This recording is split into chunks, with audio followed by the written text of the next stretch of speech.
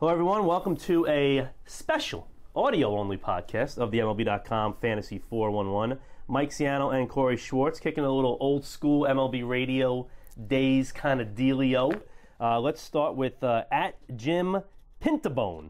I'm stumped. Need to pick 7 keepers out of Posey, Votto, Kinsler, Rollins, Wright, Hamilton, Ellsbury, Josh Johnson, and Hamels. It's a 15-team head-to-head points league. What do you think?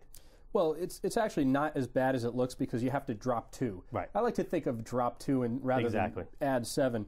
The 2 I would probably drop, let's say 15 teams, 7 keepers, so that's 105 players who are the top 100 out of these guys. Mm-hmm.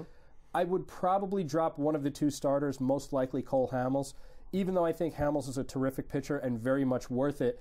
Josh Johnson is nearly made the list of 12 last year, had an unbelievable season, and is now on the list of 12 this year. I think he's going to be a quote-unquote soft ace this year, or maybe an ace for legitimate. You've got to keep him.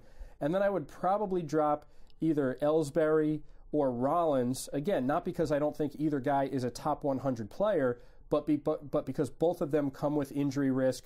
You're still not sure what they'll do this season.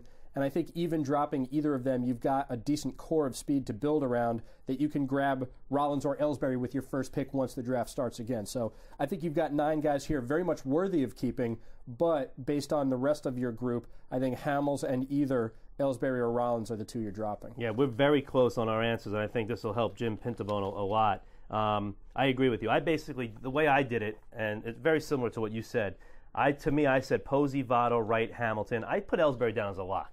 I did. I put him as a lock for the top 5.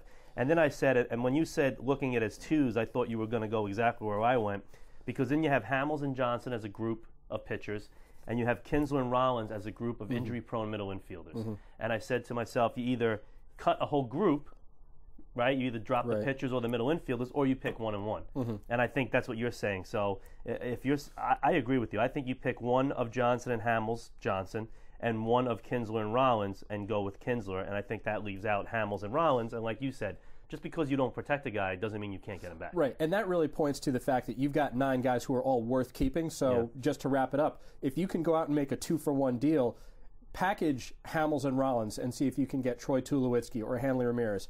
Package Kinsler and Hamels and see if you can get Chase Utley or Robinson Cano. Maybe you can't, but when you've got 9 guys worth keeping, you're better off trying to do a 2-for-1 trade and upgrade than you are just cutting them loose. Yeah, and you have nothing to lose by trying because you're still going to have a strong list anyway. All right, that'll do it for the MLB.com Fantasy 411.